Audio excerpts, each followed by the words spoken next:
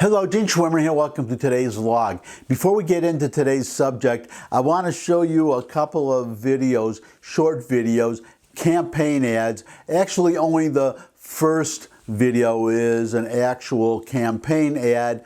But do you remember from the 2016 election, well, it was only 3 years ago, but the 3 a.m. ad, it starts with a phone ringing in a bedroom, and the announcer is saying that, it's a Hillary Clinton ad, by the way, and it's saying that it's 3 a.m., a phone is ringing in the White House. Who do you want to answer that call? The idea being, do you want Hillary Clinton, the experienced, albeit corrupt, but the experienced Secretary of State, or the inexperienced, wild card, loose cannon, Donald Trump? So I'm going to show you that ad first, just to refresh your memory. So here, watch the ad. It's 3 a.m. and your children are safe and asleep. But there's a phone in the White House and it's ringing. Something's happening in the world. Your vote will decide who answers that call. Whether it's someone who already knows the world's leaders, knows the military, someone tested and ready to lead in a dangerous world. It's 3 a.m. and your children are safe and asleep. Who do you want answering the phone? I'm Hillary Clinton, and I approve this message. So now for the second video. This is a takeoff on the ad that you just saw, but it's for Trump. It's not an official ad, but it should be. You'll see why in a second. Here's the ad. It's 3 a.m. and your children are safe and asleep. But there's a phone in the White House and it's ringing. Something's happening in the world. Your vote will decide who answers that call. I don't know. There's a lot of people who are concerned about Joe Biden. He kind of bumps along, you know, kind of Mr. Magooing his way through this. There were some answers, Shannon, that were word salad. I mean, they were just all over the map.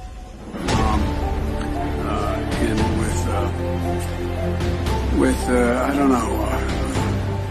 That second ad does not say, I'm Donald Trump and I approve this ad at the end, which it would if it were an official campaign ad.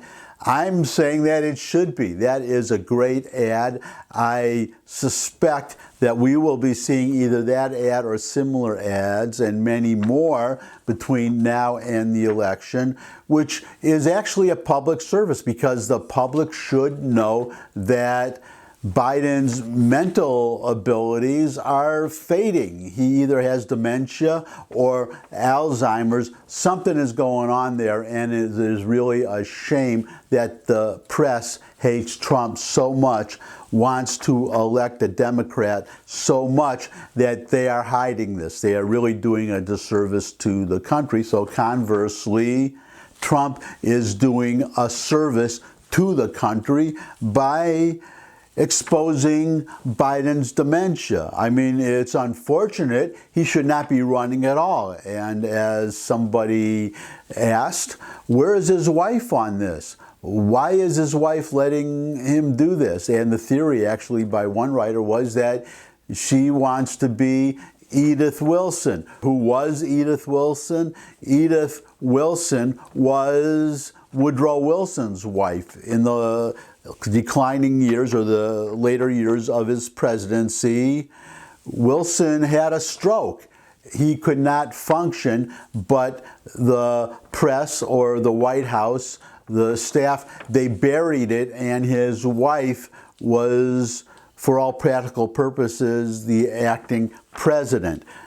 I have read since that that may not have actually been true, so maybe that is not accurate. There are a lot of these stories or things that are conventional wisdom that everybody believes to be true, and then you find out that it is actually historically not accurate. So if I'm wrong on that, someone can correct me, but you get the idea that I think Jill Biden wants to be, well, I don't think, I'm sorry. This commentator says that perhaps Jill Biden is letting her husband put himself forth like this and embarrass himself like this because she wants to be the first lady, but more than the first lady, to be tantamount to an acting president, depending on how much farther Biden declines before he leaves office, one way or the other, either at the end of his term or because, well, the 25th Amendment. This is a case where you would want to use the 25th Amendment, but that is another story. It's actually an earlier vlog. Maybe I'll return to that subject. For now, we go on to the main subject, which is Kayleigh McEnany. I've complimented her in the past. I've told all of you how impressed I am by her press conferences and the way she handles, especially a hostile press. I am not, as much as you can tell that I'm a bit of a political junkie, I did not watch in the past very many press conferences, but I never miss hers if I can help it, or you can now see them on YouTube. If you miss them, you can replay them, but they are usually every Monday and Wednesday, 1 o'clock Eastern time. They often start as much as a half hour late, but those are the official dates and starting times. I want to give you an example of why she is so impressive and so exceptional as a press secretary, and I would also have to say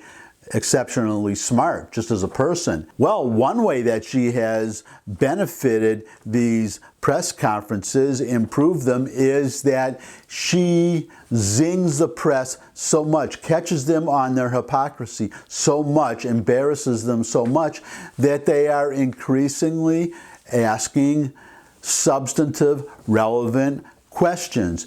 You don't see as many of these, well, thinly or just blatant attacks on Donald Trump. I think the only one left is Jim Acosta, and I think there's another one or two reporters. But they have, or some of them have, kind of compromised and adopted what seems to be a new tactic, which is to ask an ostensibly substantive question, but in a way that makes it clear that it is an attack on Donald Trump. And it is just wonderful to see the way that Kayleigh McEnany handles it. And I'm going to give you an example right now. So first, here is the question from a reporter about, well, watch the video. So we are seeing that our therapeutics are working, that dexamethasone and convalescent plasma and remdesivir are working, and that's something good, and it's something that the president takes note of. But 2 to 4 weeks is such a short time period. I mean, what specifically are you doing to stop the spread? So you just saw that reporter asking that question. Ostensibly, it was just a question seeking of information on what the administration is doing regarding coronavirus. You heard that question, and it looked like, or it was supposed to be posed as seeking information about the actions going forward of the Trump administration. But the way the question was asked, it was obviously a challenge. It was obviously a gotcha question. It was obviously meant to imply that Trump is not doing anything, that the Trump administration is not doing anything, that they are failing to handle the coronavirus. And what this reporter obviously expected was an evasive response. She expected McEnany to talk around the question, to find a way not to have to say that the administration is not doing anything.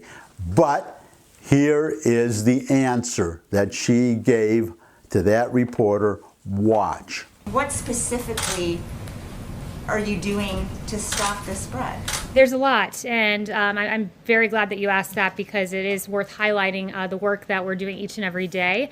For one, we're surging personnel to Arizona, Texas, California. We already have people working in Florida, surging remdesivir to states that are seeing rising case numbers. We're also surging testing supplies to decrease turnaround time. These are several action items that Dr. Birx briefed me on before coming out here. The White House will be going to several states this week, Dr. Birx in particular, to Louisiana, Mississippi, Alabama, Georgia, South Carolina. We've sent 19 HHS teams to metroplexes, 8 more coming this week. So we are aggressively on the ground reacting to this virus, and we're encouraged to see the declining mortality compared to a few months ago.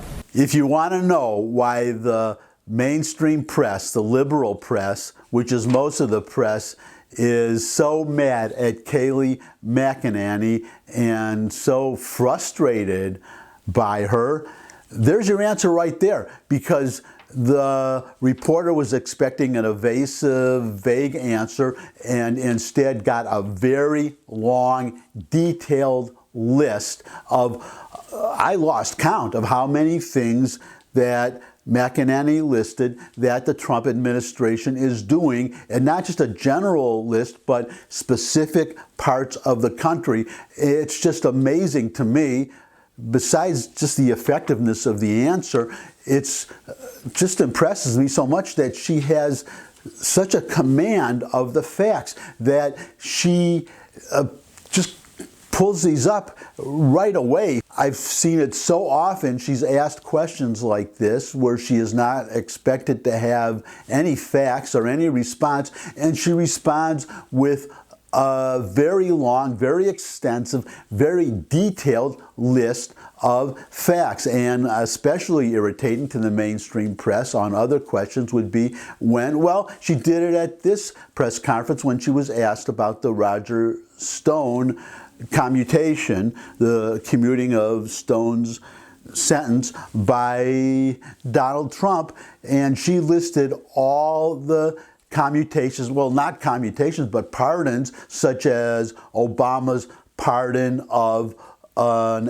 FAL and a Puerto Rican terrorist, Puerto Rican nationalist, Bill Clinton's pardon of his own brother for cocaine possession, and his pardon of Mark Rich. The list just goes on and on. But she has this binder, and I don't know how she does it, but she must anticipate every question that she's going to ask, because she immediately has an answer and she immediately has all the facts. I guess I'm starting to sound like the proverbial broken record. I've said it so many times, I'm just going to have to say it again, though.